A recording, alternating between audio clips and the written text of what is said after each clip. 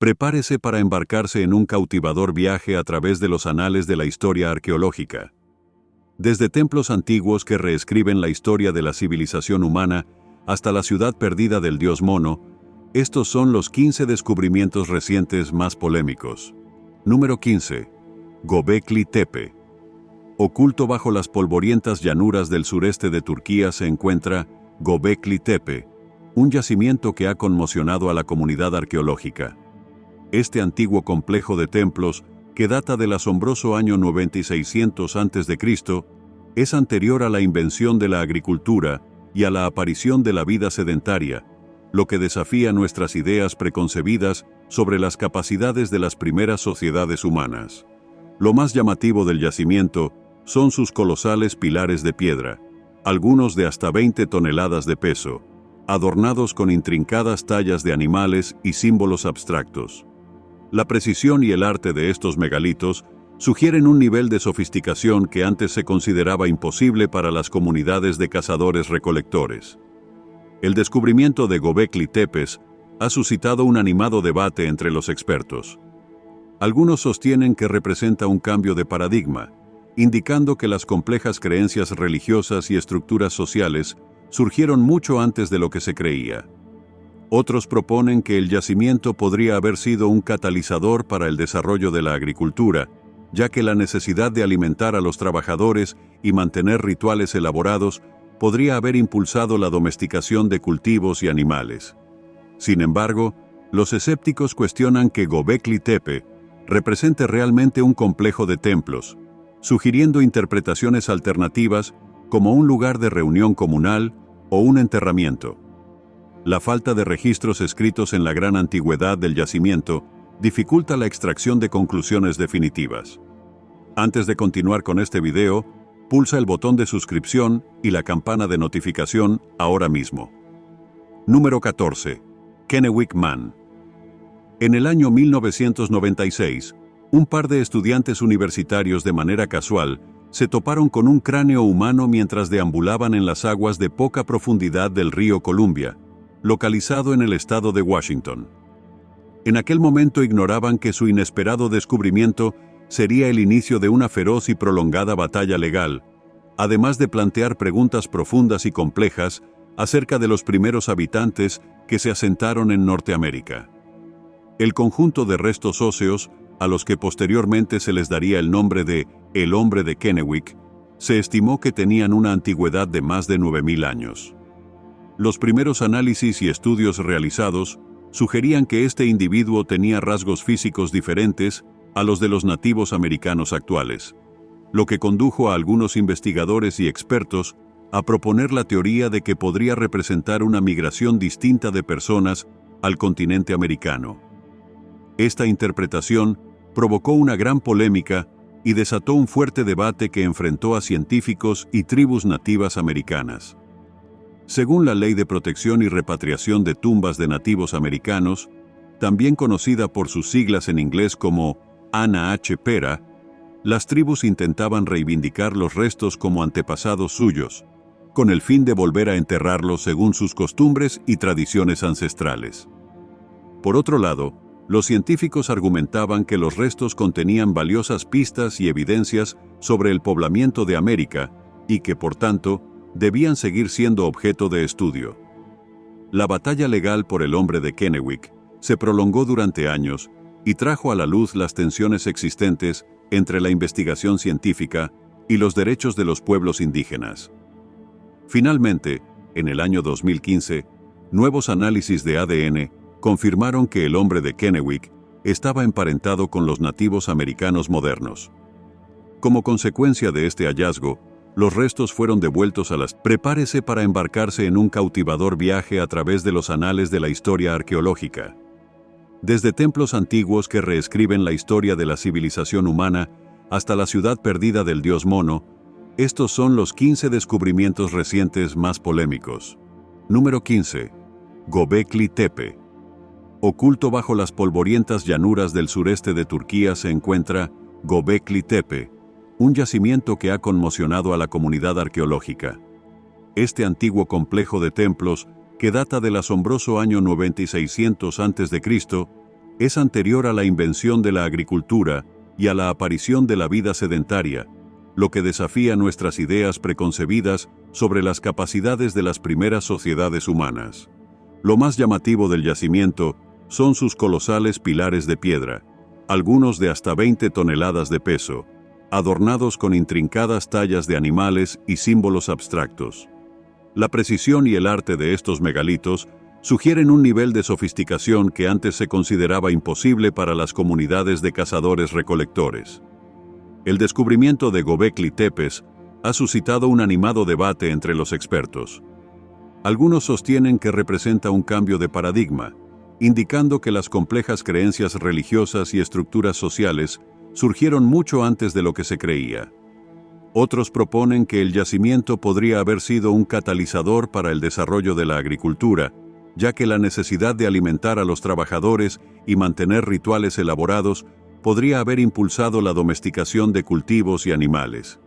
Sin embargo, los escépticos cuestionan que Göbekli Tepe represente realmente un complejo de templos, sugiriendo interpretaciones alternativas como un lugar de reunión comunal o un enterramiento.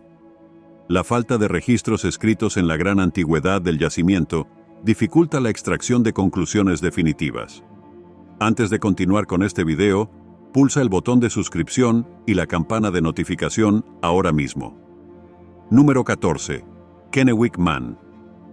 En el año 1996, un par de estudiantes universitarios de manera casual se toparon con un cráneo humano mientras deambulaban en las aguas de poca profundidad del río Columbia, localizado en el estado de Washington. En aquel momento ignoraban que su inesperado descubrimiento sería el inicio de una feroz y prolongada batalla legal, además de plantear preguntas profundas y complejas acerca de los primeros habitantes que se asentaron en Norteamérica. El conjunto de restos óseos, a los que posteriormente se les daría el nombre de El Hombre de Kennewick, se estimó que tenían una antigüedad de más de 9.000 años. Los primeros análisis y estudios realizados sugerían que este individuo tenía rasgos físicos diferentes a los de los nativos americanos actuales, lo que condujo a algunos investigadores y expertos a proponer la teoría de que podría representar una migración distinta de personas al continente americano. Esta interpretación provocó una gran polémica y desató un fuerte debate que enfrentó a científicos y tribus nativas americanas. Según la Ley de Protección y Repatriación de Tumbas de Nativos Americanos, también conocida por sus siglas en inglés como ANAH-PERA, las tribus intentaban reivindicar los restos como antepasados suyos, con el fin de volver a enterrarlos según sus costumbres y tradiciones ancestrales.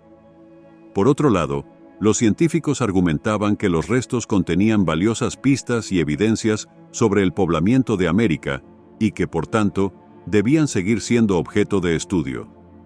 La batalla legal por el Hombre de Kennewick se prolongó durante años y trajo a la luz las tensiones existentes entre la investigación científica y los derechos de los pueblos indígenas. Finalmente, en el año 2015, nuevos análisis de ADN confirmaron que el Hombre de Kennewick estaba emparentado con los nativos americanos modernos. Como consecuencia de este hallazgo, los restos fueron devueltos a las tribus en el año 2017, cerrando así un largo y complejo capítulo de la historia de la arqueología y la antropología en Norteamérica. Número 13. La hipótesis del impacto del Dryas más joven. Imagina un cataclismo que cambiara el mundo tal y como lo conocemos, un impacto de cometa o asteroide que desencadenara un periodo de enfriamiento global, acabara con los mamuts y otra megafauna y alterara para siempre el curso de la historia de la humanidad. Esta es la controvertida teoría conocida como la hipótesis del impacto del Dryas más joven, propuesta en 2007. La hipótesis sugiere que hace unos 800 años, un cuerpo celeste colisionó con la Tierra, causando una devastación generalizada. Según sus defensores, el impacto provocó el inicio repentino del Dryas más joven, un periodo de enfriamiento rápido que interrumpió la tendencia gradual al calentamiento y que siguió a la última glaciación. Los partidarios de la hipótesis señalan pruebas como los elevados niveles de iridio, diamantes microscópicos y carbón vegetal en yacimientos arqueológicos que datan de este periodo. Sostienen que estos marcadores son coherentes con un impacto extraterrestre y los incendios resultantes. Sin embargo, la hipótesis del impacto en el Dryas más joven sigue siendo muy controvertida. Muchos científicos sostienen que las pruebas no son concluyentes y que otras explicaciones, como los cambios en los patrones de circulación oceánica, podrían explicar el brusco cambio climático. Los críticos también cuestionan la fiabilidad de los marcadores de impacto y sugieren que podrían tener un origen terrestre. El debate en torno a esta hipótesis ha sido acalorado, con apasionados argumentos por ambas partes. Aunque la idea de un acontecimiento cósmico catastrófico que moldeó la historia de nuestro planeta es innegablemente cautivadora, la comunidad científica sigue dividida sobre su validez. Mientras los investigadores siguen indagando en las Dryas más jóvenes y en sus posibles causas, la verdad que se esconde tras esta intrigante teoría sigue siendo elusiva, invitando a una mayor exploración y debate. Número 12. Las pirámides bosnias en las colinas cerca de Visoko, Bosnia y Herzegovina. Una afirmación controvertida ha despertado la atención internacional y dividido a la comunidad arqueológica. En 2005, el arqueólogo aficionado Samir Osmanagic declaró que estas colinas eran en realidad pirámides antiguas, desafiando la comprensión convencional de la prehistoria europea. Osmanagic y sus partidarios sostienen que las pirámides bosnias, a las que han bautizado como Pirámide del Sol, de la Luna y del Dragón, entre otras, fueron construidas por una civilización avanzada durante la última glaciación. Señalan las formas geométricas aparentemente regulares de las colinas y la presencia de bloques de piedra y túneles como pruebas de su construcción artificial. Sin embargo, la gran mayoría de arqueólogos y geólogos rechazan estas afirmaciones. Afirman que las colinas son formaciones totalmente naturales. Argumentan que las formas regulares pueden explicarse por procesos geológicos como la erosión, y que los supuestos bloques de piedra y túneles no son más que el resultado de fracturas naturales y antiguas actividades mineras. Los críticos también cuestionan los métodos y la credibilidad de Osmanagic y su equipo, acusándoles de pseudociencia y de malinterpretar las características geológicas. Sostienen que las extensas excavaciones en el yacimiento han dañado auténticos restos arqueológicos y desviado recursos de la investigación legítima. A pesar del escepticismo generalizado de la comunidad científica, las pirámides bosnias se han convertido en una popular atracción turística, una fuente de orgullo nacional para algunos bosnios. La controversia que rodea al yacimiento pone de manifiesto la dificultad de distinguir entre los auténticos descubrimientos arqueológicos y las interpretaciones erróneas impulsadas por el entusiasmo y el nacionalismo. Número 11. Mecanismo de Anticitera. En 1901, unos buceadores de esponjas de la costa de la isla griega de Anticitera se toparon con un naufragio que daría lugar a uno de los hallazgos arqueológicos más notables del siglo XX. Entre los restos del naufragio yacían los restos corroídos de un antiguo dispositivo que se conocería como el mecanismo de Anticitera. Cuando los arqueólogos y científicos empezaron a estudiar el objeto fragmentado, se dieron cuenta de que estaban ante una máquina de extraordinaria complejidad que databa de alrededor del año 100 a.C. El mecanismo de Anticitera consistía en un intrincado sistema de engranajes diales e inscripciones que parecían modelar los movimientos de los cuerpos celestes. Investigaciones posteriores revelaron que el dispositivo podía predecir eclipses lunares y solares, seguir las posiciones del Sol, la Luna y los planetas, e incluso explicar la órbita irregular de la Luna. La sofisticación del mecanismo puso en entredicho las nociones predominantes sobre las capacidades tecnológicas de las civilizaciones antiguas. El descubrimiento del mecanismo de Anticitera suscitó un acalorado debate entre los estudiosos.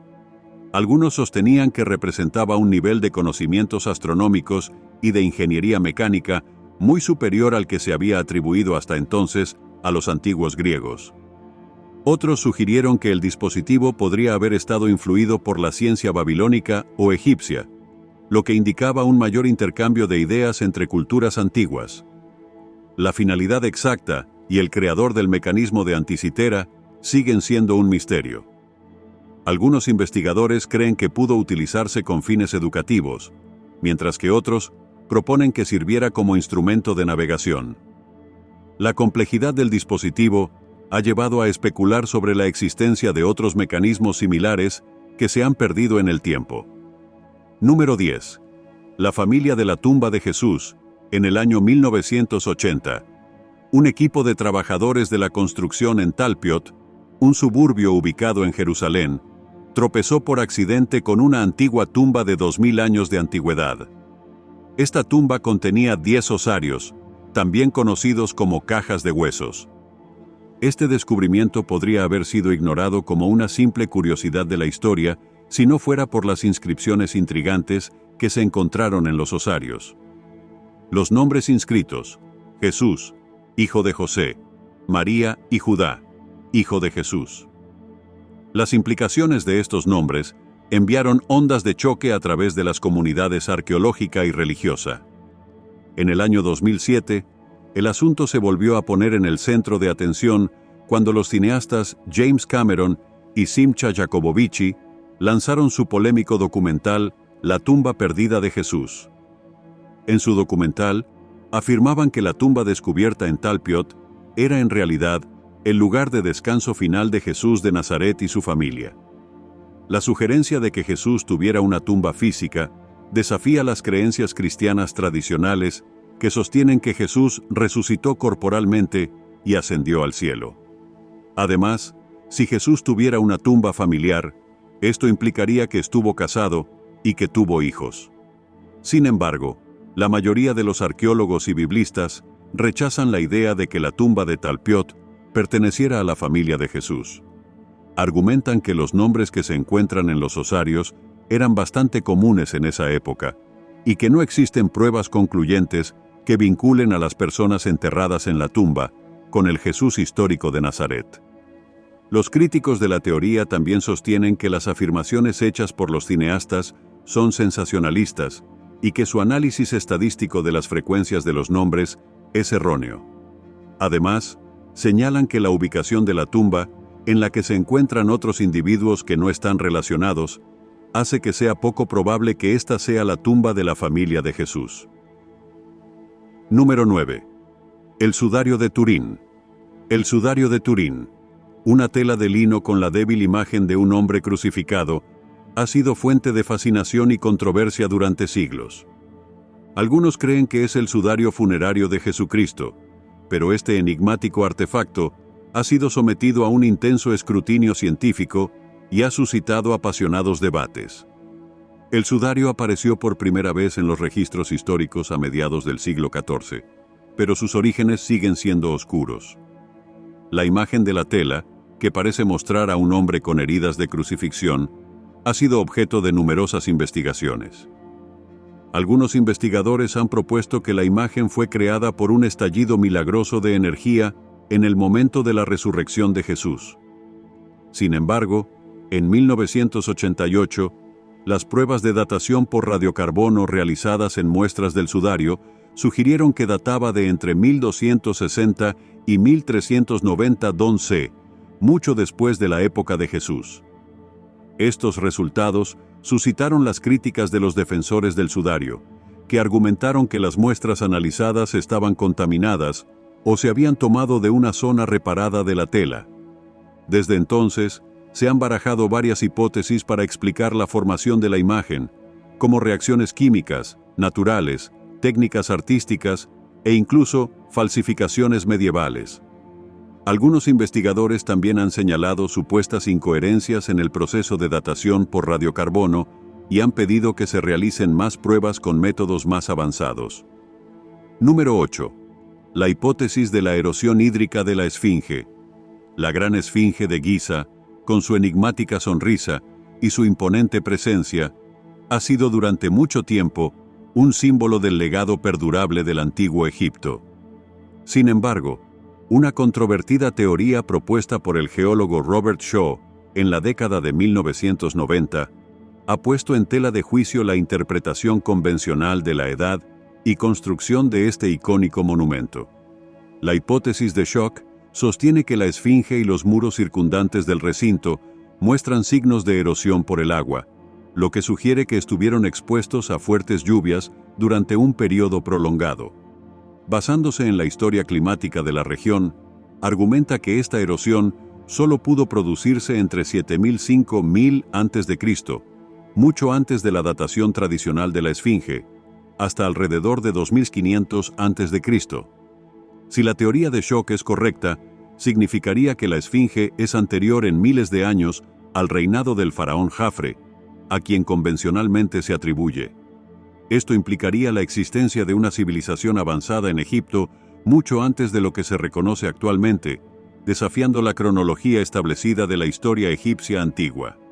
Sin embargo, la hipótesis de la erosión hídrica ha sido recibida con escepticismo por muchos egiptólogos y geólogos. Argumentan que los patrones de erosión de la esfinge podrían explicarse por otros factores, como la erosión eólica, la caliza, la disolución o incluso los efectos de las antiguas técnicas de explotación de canteras. Los críticos también señalan que no hay otras pruebas arqueológicas que apoyen la existencia de una civilización avanzada en Egipto. Número 7. Las líneas de Nazca en las áridas llanuras del sur de Perú. Una serie de antiguos geoglifos han cautivado la imaginación de personas de todo el mundo. Las líneas de Nazca, creadas por la cultura Nazca entre 500 a.C. y 500 después de Cristo, son una colección de dibujos gigantes grabados en el suelo del desierto que representan animales, plantas y formas geométricas. La escala y la complejidad de las líneas de Nazca son realmente asombrosas. Las figuras más grandes miden hasta 300 metros de largo y solo pueden apreciarse desde el aire. Las líneas se crearon eliminando las rocas oscuras de la superficie y dejando al descubierto la arena de color más claro que hay debajo, creando un contraste que ha perdurado durante siglos. El propósito de las líneas de Nazca ha sido objeto de muchas especulaciones y debates. Algunos investigadores creen que cumplían una función religiosa, posiblemente como ofrendas a deidades o como parte de rituales de fertilidad. Otros han sugerido que se utilizaban como calendarios astronómicos o incluso como caminos para procesiones ceremoniales. Teorías más controvertidas han propuesto que las líneas de Nazca eran pistas de aterrizaje de naves extraterrestres o pruebas de antiguos contactos con civilizaciones avanzadas. Aunque estas ideas han cautivado la imaginación del público, carecen de pruebas científicas y suelen ser descartadas por los arqueólogos. Estudios recientes han arrojado nueva luz sobre las líneas de Nazca, sugiriendo que su creación pudo estar vinculada a los recursos hídricos de la región. Analizando la distribución de los geoglifos y la disponibilidad de agua, los investigadores han propuesto que las líneas formaban parte de un complejo sistema ritual diseñado para garantizar la fertilidad de la tierra y el éxito de las cosechas. Número 6. Mestizaje humano neandertal. Durante mucho tiempo, los neandertales fueron vistos como criaturas primitivas y brutas que se extinguieron sin contribuir al acervo genético humano moderno. Sin embargo, estudios genéticos recientes han revelado una relación mucho más compleja e íntima entre los neandertales y nuestra propia especie, el Homo sapiens. La secuenciación del genoma neandertal en 2010 aportó pruebas concluyentes de que los neandertales se cruzaron con los humanos modernos. Los científicos descubrieron que las poblaciones no africanas portan entre un 1% y 2% de ADN neandertal, lo que indica que el mestizaje se produjo después de que el Homo sapiens emigrara de África y se encontrara con poblaciones neandertales en Europa y Asia. Este descubrimiento puso en tela de juicio las suposiciones que se habían mantenido durante mucho tiempo sobre la naturaleza de las interacciones entre ambas especies. En lugar de una simple historia de sustitución o extinción, las pruebas genéticas sugieren un relato más matizado de coexistencia. El intercambio cultural y las implicaciones del mestizaje entre neandertales y humanos han sido objeto de intensas investigaciones y debates. Algunos estudios han sugerido que los genes neandertales podrían haber proporcionado a los humanos modernos ventajas adaptativas, como una mayor inmunidad a ciertas enfermedades o una mejor capacidad para enfrentarse a entornos fríos. Otros han explorado las posibles diferencias cognitivas y de comportamiento entre las dos especies y cómo pueden haber influido en la dinámica de sus interacciones. Sin embargo, el alcance y la importancia de las contribuciones genéticas neandertales a las poblaciones humanas modernas siguen siendo un área activa de investigación. A medida que se secuencian y analizan más genomas antiguos, los científicos van haciéndose una idea más clara de la compleja historia de la evolución humana y del papel que desempeñaron las interacciones entre especies en la formación de lo que somos hoy. En 1957 apareció un mapa extraordinario que parecía reescribir la historia de la exploración europea de las Américas número 5, el mapa de Vinland. El documento en cuestión, supuestamente fechado en el siglo XV, es notable por su representación detallada de la región del Atlántico Norte. Destaca la inclusión de una masa de tierra específica denominada Vinland. Este nombre fue dado a una zona costera de Norteamérica por los exploradores nórdicos siglos antes de que Cristóbal Colón emprendiera su famoso viaje. Si este mapa de Vinland resultara ser auténtico, proporcionaría pruebas tangibles y significativas de que los vikingos no solo llegaron a Norteamérica, sino que también poseían un conocimiento geográfico sofisticado y detallado de la región mucho antes que otros europeos. La mera existencia del mapa podría poner en duda la primacía del viaje de Colón y sugeriría un contacto transoceánico precolombino más extendido y frecuente de lo que se pensaba anteriormente. Sin embargo, desde su primera presentación pública en el año 1965, el mapa de Vinlandia ha sido objeto de un intenso debate y polémica. Las dudas sobre su autenticidad surgieron casi de inmediato, con varios estudiosos argumentando que la naturaleza del pergamino, la composición de la tinta y los accidentes geográficos del mapa no se correspondían con lo que se esperaría de artefactos auténticos del siglo XV. En los últimos años, una serie de estudios científicos han aportado pruebas convincentes que sugieren que el mapa de Vinland puede ser, de hecho, una falsificación moderna. Los análisis de la tinta han detectado la presencia de dióxido de titanio, un compuesto no utilizado en los pigmentos medievales, pero común en las tintas del siglo XX. Además, el mapa representa a Groenlandia como una isla, un hecho geográfico que no se conoció hasta varios siglos después, lo que ha alimentado aún más las sospechas sobre su inautenticidad. Número 4. Máquinas avanzadas de Egipto. Los antiguos egipcios son famosos por sus impresionantes monumentos, como la Gran Pirámide de Giza y el Templo de Karnak. Sin embargo, algunos investigadores han sugerido que estas estructuras exhiben un nivel de precisión y sofisticación que solo podría haberse logrado con tecnología de mecanizado avanzada.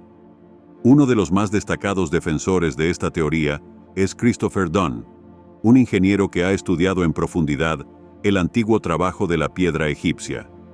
Dunn sostiene que la intrincada perforación, aserrado y modelado de piedras duras como el granito y la diorita, evidentes en muchos artefactos egipcios, no podrían haberse realizado con las sencillas herramientas de cobre y abrasivos que tradicionalmente se atribuyen a los antiguos egipcios. Dunn señala ejemplos como los precisos agujeros perforados en las cajas de granito del Sarapeum de Saqqara, las superficies perfectamente planas de los enormes bloques de piedra de la Gran Pirámide y los intrincados jeroglíficos tallados en los obeliscos de piedra dura. Sostiene que estas hazañas habrían requerido el uso de avanzados equipos de perforación, tornos y sierras, similares a los utilizados en el mecanizado moderno. Sin embargo, la idea de un antiguo mecanizado avanzado en Egipto sigue siendo muy controvertida entre egiptólogos y arqueólogos. La mayoría de los expertos sostienen que los antiguos egipcios lograron su impresionante trabajo en piedra mediante una combinación de hábil artesanía, herramientas sencillas y mano de obra que consumía mucho tiempo. Sostienen que no existen pruebas concretas de tecnología avanzada de mecanizado en el antiguo Egipto, y que la precisión observada en algunos artefactos puede explicarse por el uso de abrasivos, arena y sierras de cobre. Número 3. Cultura Clovis. Durante gran parte del siglo XX, la cultura Clovis, reconocida durante mucho tiempo como la primera presencia humana en las Américas, se caracteriza por sus distintivas herramientas de piedra. Estas herramientas, que llevaron a la definición de esta cultura, fueron descubiertas por primera vez en las cercanías de Clovis, Nuevo México. La teoría predominante durante mucho tiempo postulaba que esta cultura paleoindia había realizado el arduo viaje cruzando el puente terrestre de Bering desde Siberia hace aproximadamente 1.000–3.000 años. Una vez que llegaron, se pensaba que se habían extendido rápidamente por todo el continente, cazando la abundante megafauna que dominaba el paisaje en la Edad de Hielo. Sin embargo, en las últimas décadas, esta visión profundamente arraigada ha sido desafiada por el descubrimiento de varios sitios arqueológicos que preceden a los de la cultura Clovis. Pruebas arqueológicas procedentes de lugares tan diversos como Monteverde en Chile, Buttermilk Creek en Texas y las cuevas de Paisley en Oregón han retrasado la fecha estimada de la llegada de los humanos a América hasta hace 1400–500 años, y posiblemente incluso antes. Estos descubrimientos han provocado una reevaluación radical del modelo Clovis I y han planteado nuevas preguntas sobre las rutas temporales y la naturaleza del poblamiento inicial de las Américas. Algunos investigadores modernos proponen que los humanos podrían haber llegado a través de rutas costeras a lo largo del Pacífico, en lugar de a través del puente de Bering.